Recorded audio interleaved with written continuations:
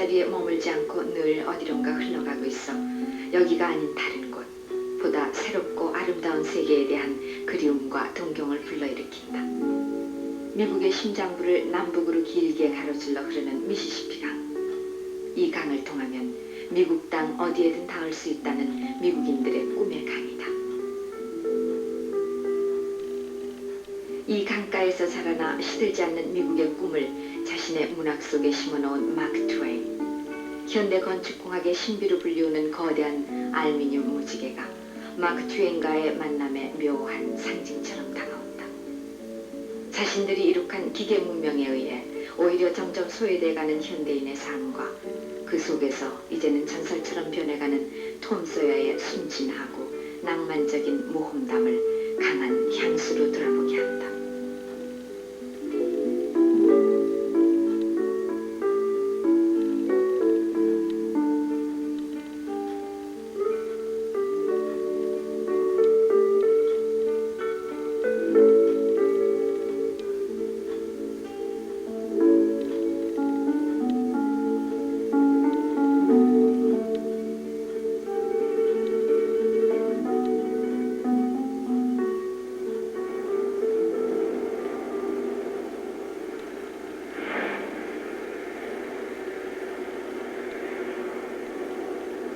당대에는 기발하고 유머에 가득 찬 문장으로 개척시대의 중노동에 지친 사람들의 마음을 감싸고 달래주었으며 현대에 와서는 소외되고 메말라가는 도회인들의 마음속에 마르지 않는 샘으로 자리 잡고 있는 마크 트웨인의 문학을 낳고 길러준 땅을 찾아간다.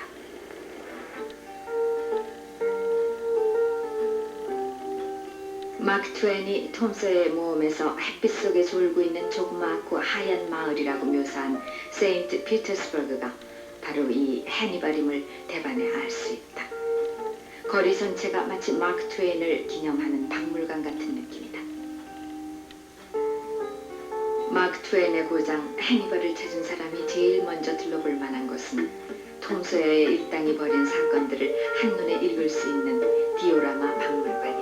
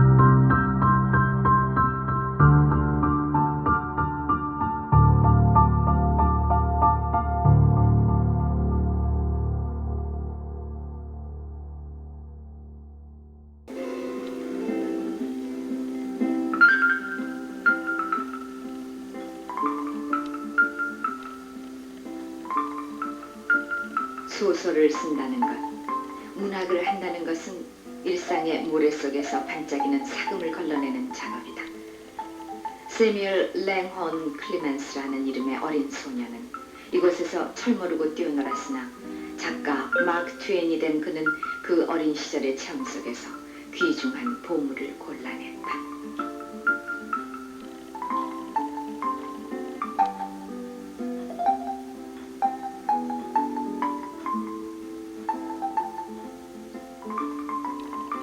책의 첫 장을 열자마자 독자들을 그 책이 가진 매력 속으로 빠져들게 하는 톰의 기지, 그 재치가 빛나는 하얀 울타리가 눈길을 끈다.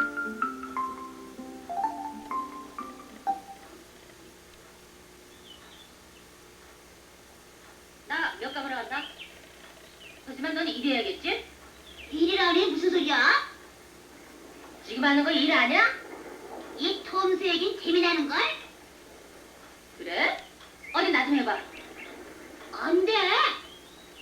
안쪽이라면 상관없지만 아줌마도 그렇고 하지만 바깥쪽은 아주 잘 칠해하거든. 어이 그러지 마. 내가 너라면은 양보해주겠다. 이사가 너한테 줄게. 글쎄. 자, 아니야. 안 되겠어. 그럼 이것도 줄게. 응? 야, 이거 멋지구나. 이게 뭐지? 문에서 떼낸 구리문꼴이야. 야, 나도 이런 구리 문구를 가지고 싶었었는데 말이야. 좋아. 자, 빨리 나 생각 달라지기 전에.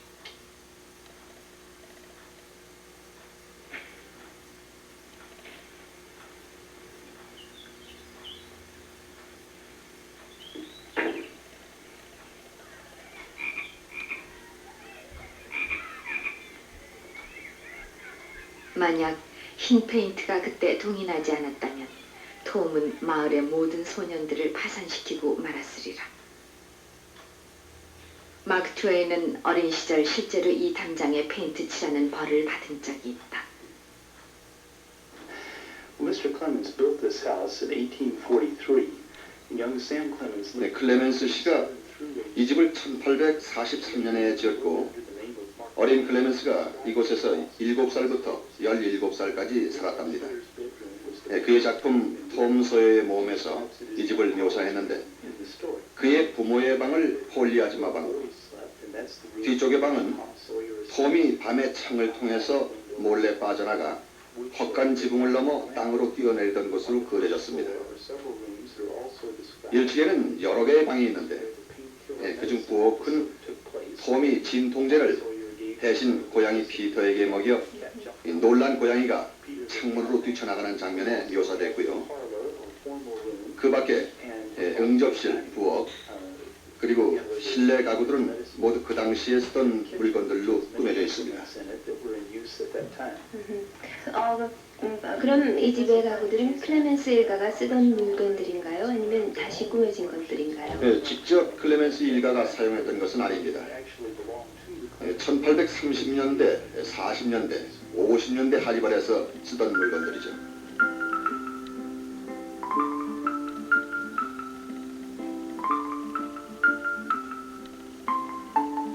톰은 맛이 매우 지독한 진통제를 고양이 피터에게 먹임으로써 폴리 이모에게 깨달음을 준다. 짐승에게 그렇게 가혹한 짓이 어린이에게 왜 가혹하지 않으려? 피터, 정말 소원이 아니면 달라는 게 아니야. 정말 먹고 싶은 거지? 그래, 좋았어. 하지만 먹어보고 싫어도 네 탓이 남녀할 거 아니야?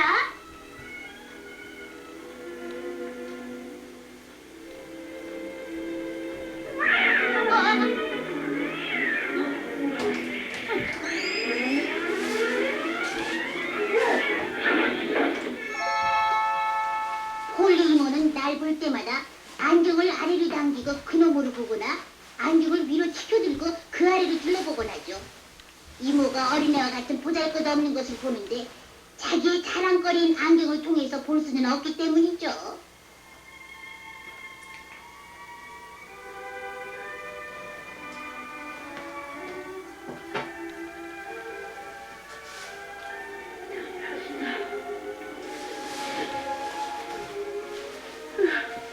어른은 어린이를 잘 모른다. 자신도 한때는 어린이였다는 사실조차 까맣게 잊고 있는 사람이 많다. 그래서 그들은 흔히 아이들을 억압하고 그들의 자연스러운 욕구마저 죄악시하곤 한다.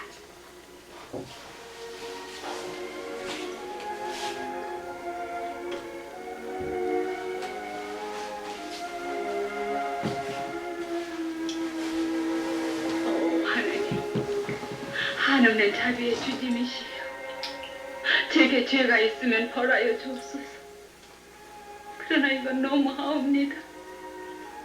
제발 실체라도 찾게 해주옵소서. 마지막으로 내 사랑하는 톰의 얼굴이라도 한번 보게 해주옵소서.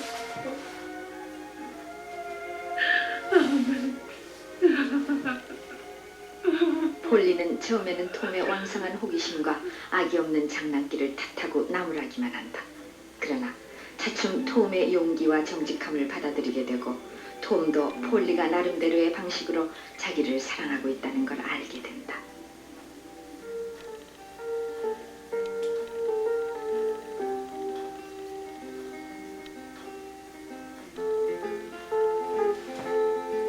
마크 트웨인이 자기가 알고 있는 3명의 소년의 특징을 따서 조립해냈다고 말한 톰 소여. 나에게 걱정이 있다면 그것은 언젠가는 내가 산적이든 해적이든 둘 중에 하나를 선택해야 한다는 점이야. 난 둘 다 하고 싶거든. 또 한 가지 걱정은 내가 정말 인생이 공허하다고 느끼고 공동묘지에 조용히 잠들고 싶을 때 항상 주일학교의 축성일이 마음에 걸리는 거야.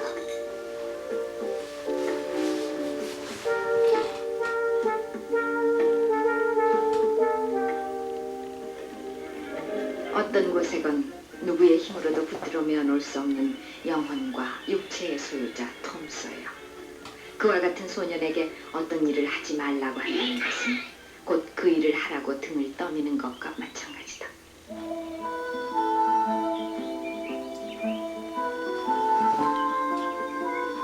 마크 트웨인은 톰 소여의 모험을 발표할 때 서문에서 이 책은 어린이들을 위해서 썼지만 그것을 이유로 어른들이 외면하지 않기를 바란다 하고 밝혔다. 어른들 자신의 지난 날을 회고하고 그 당시 무엇을 느끼고 생각하고 말했는가 또는 때로 어떤 기묘한 것을 설계했는가를 그립게 회고해 주었으면 좋겠다고 썼다. 그렇다. 어린 시절에 대한 기억은 누구에게나 소중하다. 이웃집에 새로 이사온 소녀를 보고 공연히 마음이 설레어 그 집 앞을 서성거려 본 사람이라면 누구나 톰의 심정을 이해할 수 있을 것이다. 마크 트웨인의 국민학교 동창생이었던 로라 호킨스라는 소녀가 모델이 됐다는 톰 소여의 연인 베키 대처의 집이다.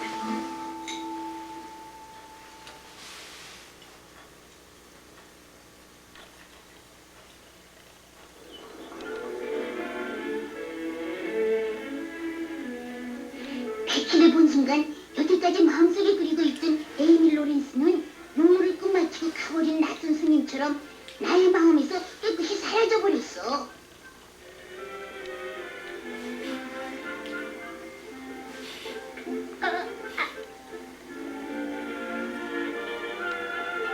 베키의 환심을 사기 위한 톰의 노력은 남자와 여자의 관계에서 흔히 볼 수 있는 허세와 허영에 대한 마크 트웨인의 특유의 유머러스한 풍자 같기도 하다.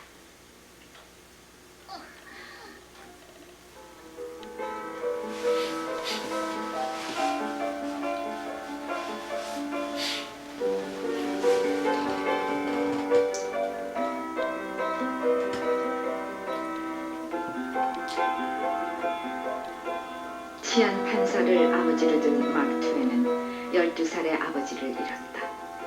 아버지를 잃기 전까지의 그는 유복한 집안의 철없는 개구장이었다. 톰 소여처럼 밤중까지 쏟아지며 놀던 마크 트웨인이 어머니의 꾸중을 피해보려고 법률사무소에 숨어들어와 잤는데 아침에 눈을 떠보니 칼이 찔린 시체와 함께였다는 일화를 담고 있는 방이다. 놀란 나머지 창문에 쳐놓은 발을 뒤집어 쓴 채 뛰쳐나온 어린 마크 트웨인은 그 와중에서도 발을 뒤집어 쓴 게 멋있어 보이지 않느냐고 익사를 떨었다고 한다.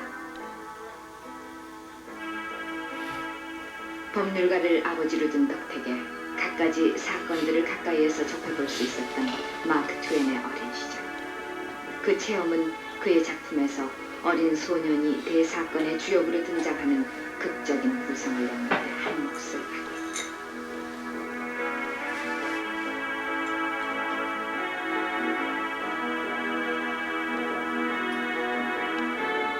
하고 못하세요. 뭐 받으신 맛있어 기절했어요. 그는 닥터 로빈스로 죽이지 않았어요. 그는 제자야 바로 인간초예요.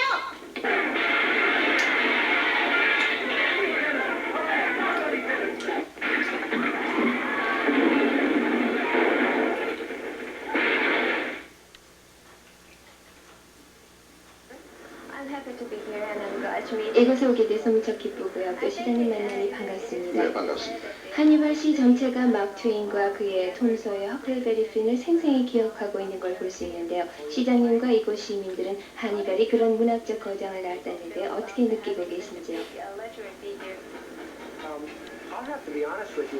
네, 솔직히 말해서 이곳 주민들은 복합된 감정을 갖고 있다고 하겠습니다.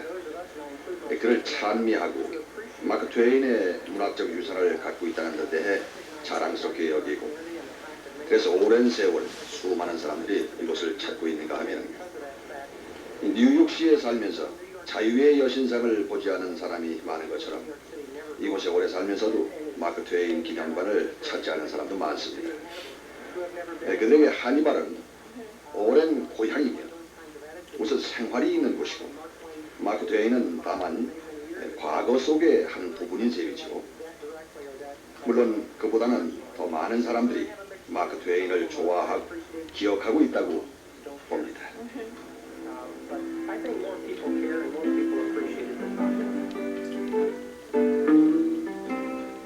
미국 독립기념일이 바로 톰 소여의 날이라는 것은 그만큼 톰 소여가 미국 정신을 대표하는 것이라고 할 수 있다.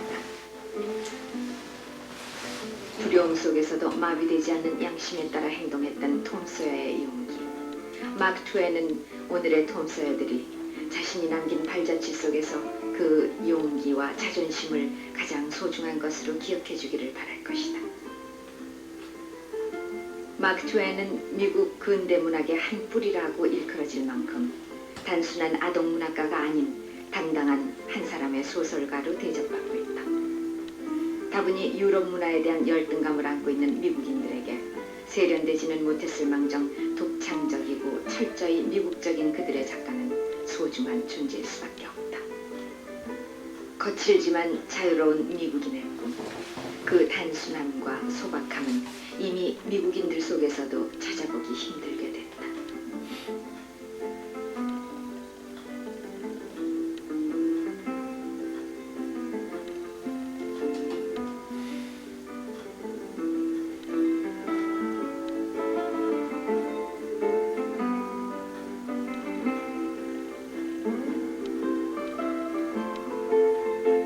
맨발로 뛰어놀 줄 모르는 아이들, 대자연의 품속보다는 아무래도 텔레비전과 더 친한 아이들. 이제는 부모들이 오히려 개구장이의 소중함을 어린이들에게 일깨워줘야 한다.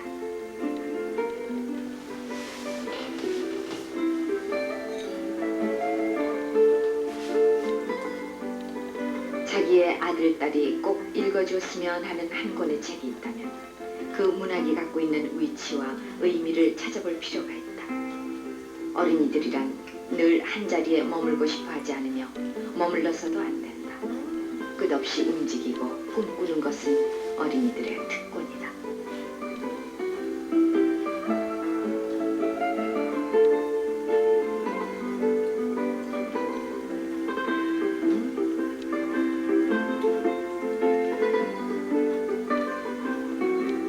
Are you enjoying your vacation? Yeah, How do you like this place? I like it a lot. You know, you've seen in the movie The Cave and the Huckleberry Finn. Do you like him? Yeah. How do you like him? Well, I think it's pretty neat how they go on adventures and do stuff and fish a lot and all kinds, explore stuff. Have you ever done such an adventure like a Tom Sawyer? Well, I have a cousin that we go out and explore forests and stuff and run around in caves and things. Your parents allow that? Kids.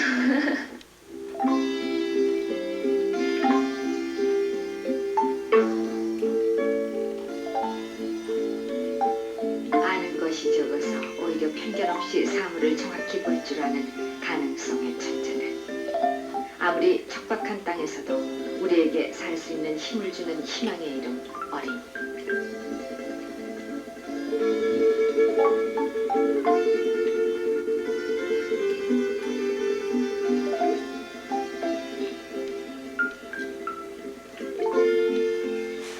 마크 트웨인이 창조한 어린이들은 그들이 맨발로 뛰어다니던 이 고장에 아직도 살아있다. 다시 태어나고 자라나는 어린이들의 가슴 속에 꿈을 심어주면서 톰 소여가 학교를 빼먹고 친구들과 어울려 셔우드 숲속에 로빈 훗이 되어 뛰어놀던 언덕, 미지의 세계를 향해 흘러가는 미시시피 강을 내려다보며 모험과 신비의 세계를 꿈꾸던 소년의 마음처럼 하얗고 깨끗한 등대가 서 있다.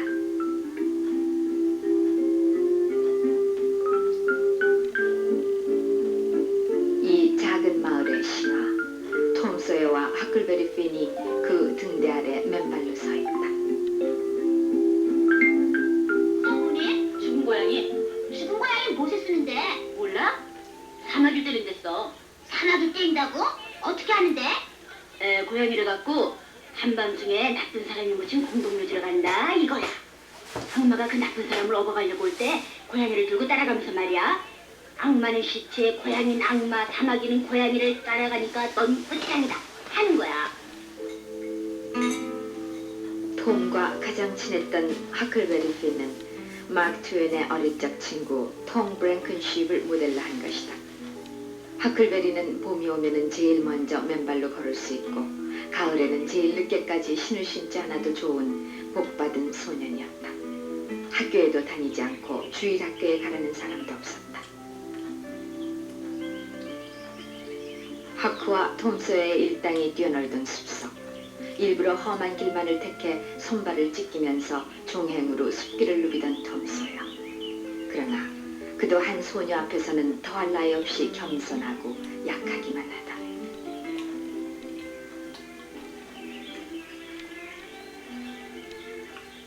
지 새끼 좋아하니? 난 지 싫어. 다들 그래, 산지는.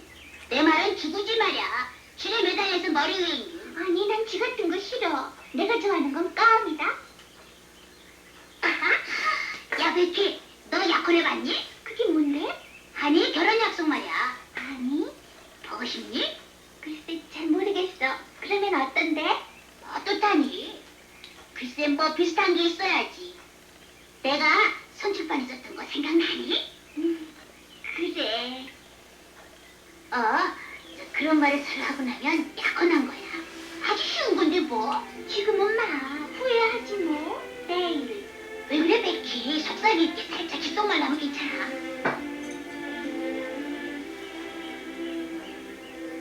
나 널 사랑해. 너도 내게 속삭여.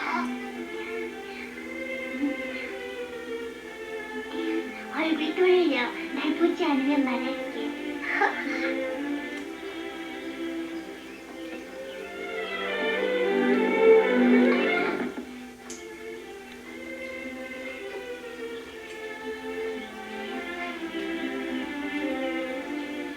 자, 얼굴 돌려.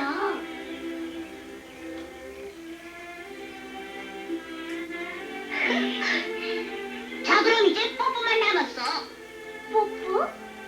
뽀뽀는 왜 하는데? 그건 저 어른들이 약혼 때 하더라.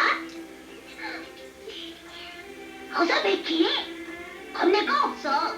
아무렇지도 않은 거야. 어서 베키. 어서.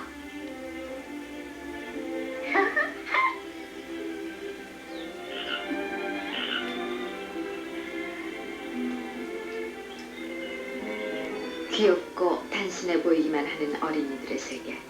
그러나 마크 트웨인은 그 속에서 그들만의 갈등과 고민까지 파헤쳐 매우 실감나게 어린이들을 보여주고 있다.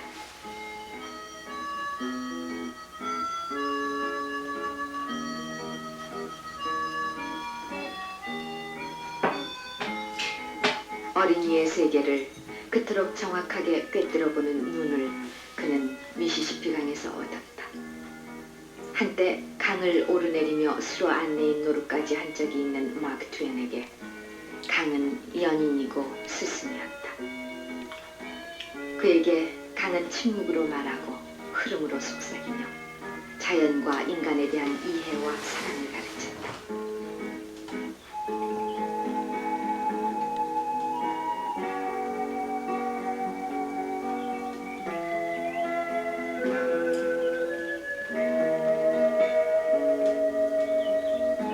얼핏 고요하게만 보이는 강이 담고 있는 오묘한 변화와 헤아릴 수 없는 깊이에서 그는 인간의 내면을 통찰하는 힘을 배웠다.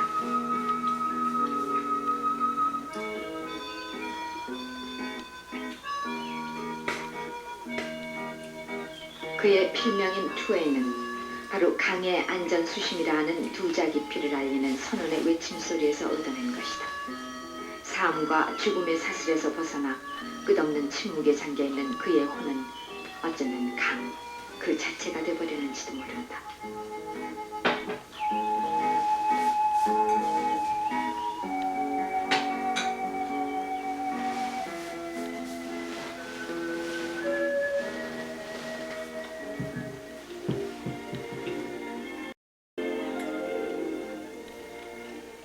나는 물의 선정이다. 미시시피 강의 무서운 애꾸는 너희들 보험을 받지 않으면 그건 반란죄가 되는 거다. 야, 나 벌써 건너먹을 10분이 더 걸었어. 이제 발란스 주는 것도 실증이 난다고. 넌 형편없는 해적이구나. 넌 해적의 수치야.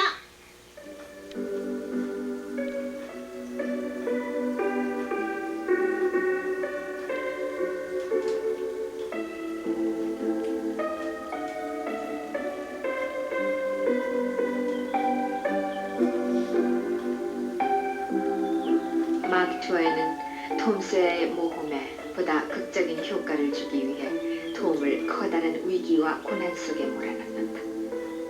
해니벌에 있는 오래된 석회 동굴에 들어갔다가 길을 잃은 적이 있는 마크 트웨이는 그 기억을 되살려 톰 소여를 이 동굴로 보낸다.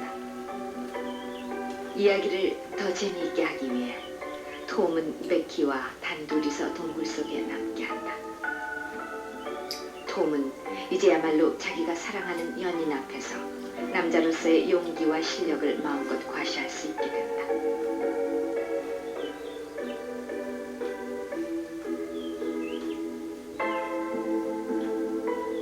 결국 톰은 출구를 찾아내는 데 성공하고 더불어서 인디안 조가 숨긴 금화의 출처까지 알아내어 흥미진진한 모험담은 절정에 이른다.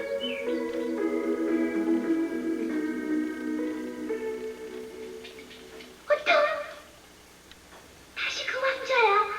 우리 돌기만 했구나. 톰. 담그는 게 불뿐인가 봐. 우린 길을 잃은 거야. 뭐가 뭔지 모르겠는데? 따라준 게 잘못이었어. 겁낼 거 없어.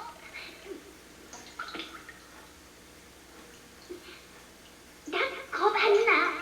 겁낼 거 뭐 있니? 네가 있으니까 괜찮아. 그럼 무사히 나가게 해줄게. 난 걱정했어도 조금 더 겁을 안 났어. 인디안 조가 나한테 칼을 던질 때도 말이야. 카리네와 같이 있으면 나도 겁날 거야. 그럼.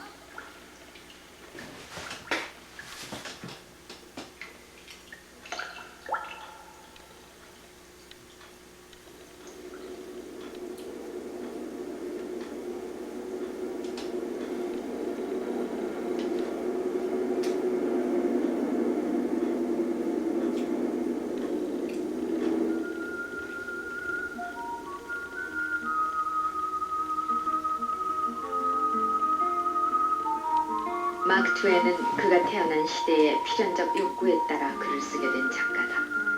유럽의 전통을 모방하고 답습하는 데만 급급했던 짧은 역사의 미국 문단에 무법자처럼 등장한 마크 트웨이는 종전의 소설 작법을 완전히 무시한 채 거침없는 문장을 구사했다.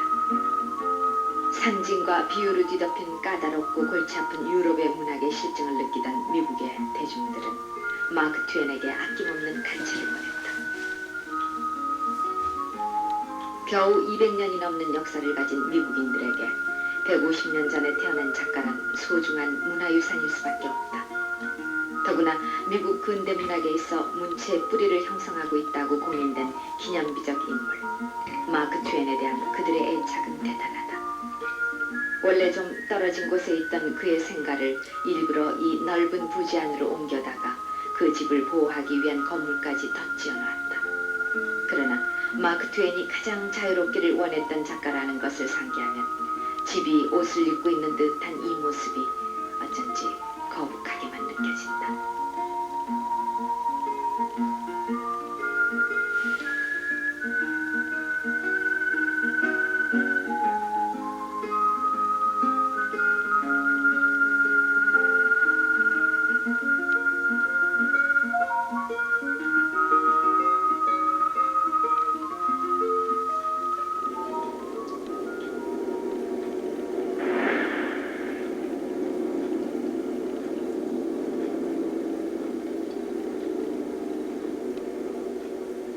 하나의 탄생은 언제나 하나의 죽음을 전제로 한다.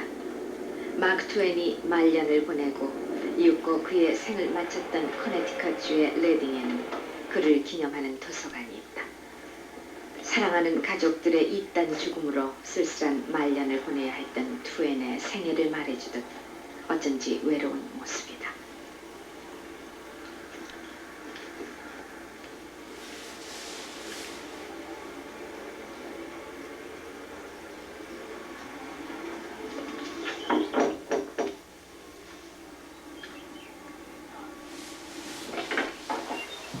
Hello. Nice to meet you. Nice to meet you. Welcome. I understand this writing town is associated with Mark Twain's last years, and this library was built to memory his daughter. That's right. Mark Twain started the library when he came to town in 1908. Mm-hmm.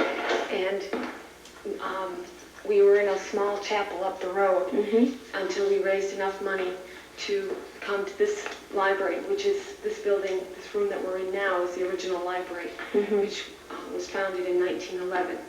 In 1908, Mark Twain was our first association president. The money that came from Jean Clemens, his daughter, the estate, and money that came from Andrew Carnegie, created this building. And it's in memory of Jean Clemens, and it's an Andrew Carnegie library. So we were here for many years.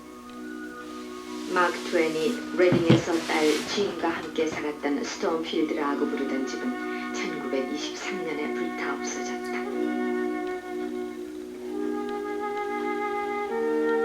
마크 트웨인의 생애에서 마지막 힘이 돼주었던 딸 진마저 1909년의 병으로 세상을 떠난다.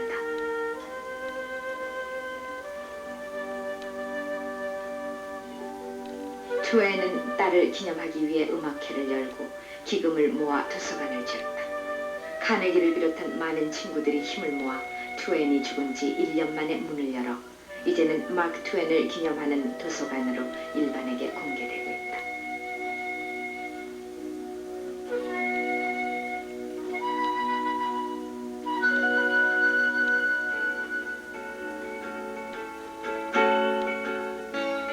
마크 트웨인의 쓸쓸했던 말년을 뒤로하고 그가 생애와 문학에서 다같이 황금기를 누렸던 하트포드를 찾아봤다.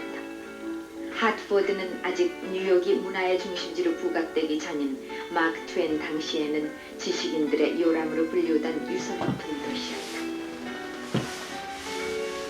마크 트웨인은 하트포드에서도 가장 아름답고 조용한 누크팜이라는 지역에 자신이 직접 설계한 보금자리를 짓고 정착한다.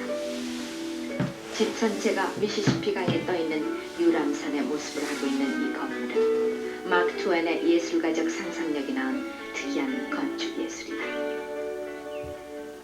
마크 트웨인의 집 바로 옆에는 엉클 톰 스테빈의 작가 스토 부인의 집도 있어서 누크팜에는 관광객들의 발길이 끊이질 않는다.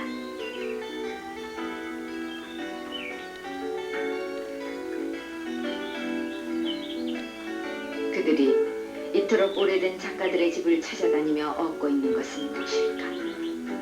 얼마 되지 않은 역사 속에서나마 자신들이 이루어놓은 문화를 확인하고 사랑하기 위한 순례의 길 같은 느낌도 듭니다.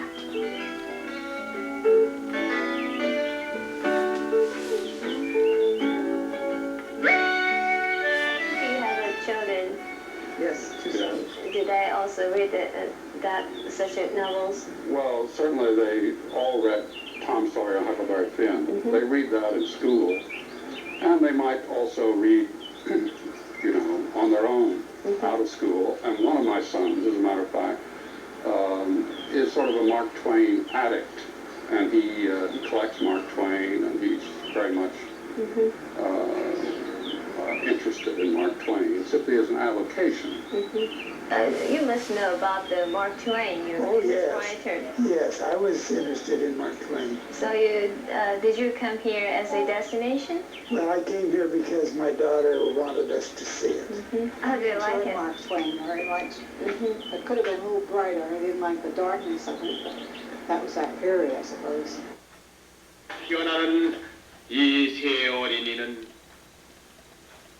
요단강 저편으로 건너갔으니 하지만 그곳은 햇빛 찬란한 곳 지금 걸음걸이도 씩씩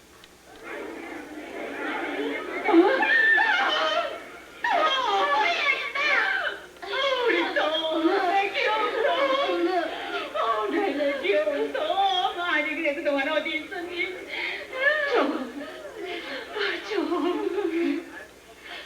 그게 어디 있었던 거야? 누가 건져주자. 아니요, 아무도. 우리 해동놀이를 있는 거려고. 해적놀이 우리 이렇게 바보로 만들면서 내 자식이라면 막 때려 주겠다. 그것도 모르고 물에 빠진 줄 알고 나 참. 자, 어린이들은 성한 몸으로 돌아왔습니다. 모두 감사 기도하십시다. 찬송가 정성껏 불러요. 해적놀이? 어디 집에 가서 두고 보자.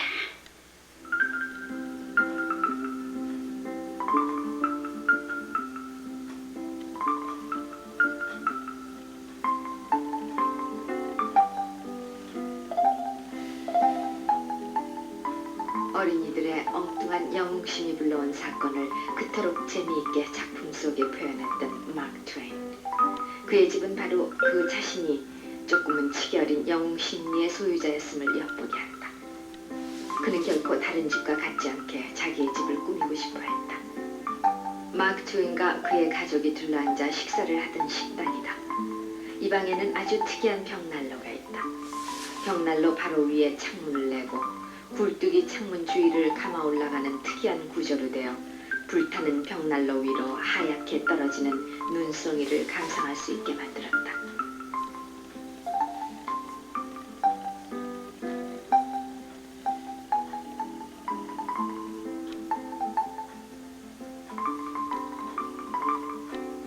그는 이곳을 매일매일의 일상을 영위하는 생활의 장이 아니라 꿈꾸고 즐길 수 있는 장소로 만들고자 했다.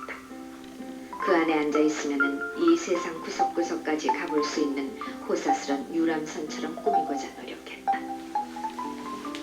마크 트웨인은 실제로 미시시피 강을 따라 미국 전역을 여행했고 유럽 여행도 자주 다녔다. 그는 소설가로서뿐 아니라 저널리스트로 강연가로도 명성이 높았다. 마크 트웨인은 자신이 설계한 유람선에 앉아 마음껏 상상의 강을 항해했다. 영원한 소년 톰과 하크를 그의 배에 태우고 아름다운 숲속과 무인도를 탐험했다. 그리고 그 소년들의 마음속으로 헤엄쳐 들어가 그 속에 무진장으로 파묻혀 있는 꿈과 용기와 사랑을 끄집어내었다.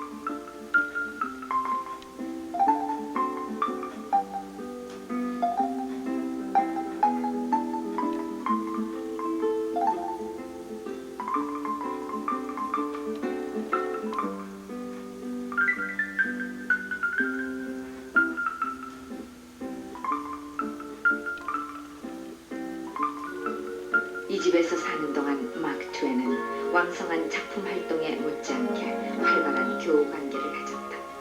많은 문인들이 그를 찾아와 함께 작품을 쓰기도 하고 밤이 깊으면 소파나 침대에서 그대로 잠이 들었다.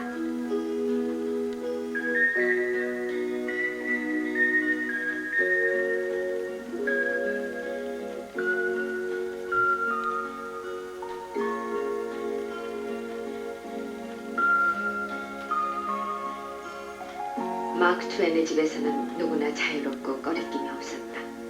그는 격식을 차리는 것을 가장 싫어했고 과장된 진지함이나 엄숙함에 대해서는 더 냉소적이었다.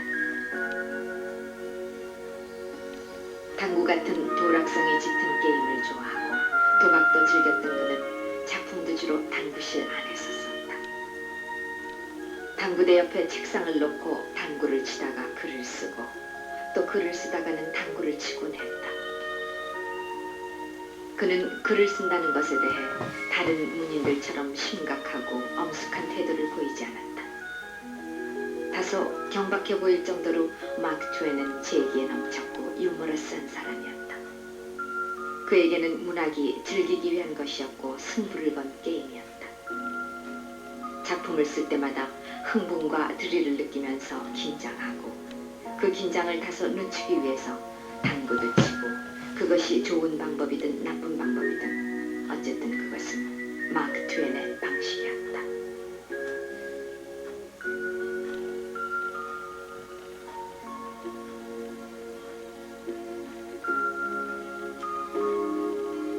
그는 말년에 식자기계를 만드는 일에 손을 대는 등 발명과 사업에도 관심을 가졌으나 실패만 거듭했고 결국 작가로서의 길을 걸어갔다. 하트포드에서 사는 동안 그는 톰 소여의 모험 외에도 왕자와 거지, 하클베리 핀의 모험 등을 계속 발표했다.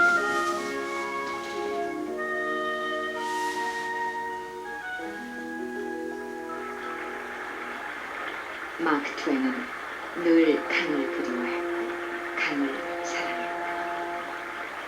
강은 그의 혼이었고 그의 분신이었다.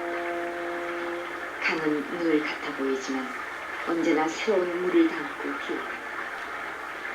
강은 끝나지 않으며 멈추지 않는다.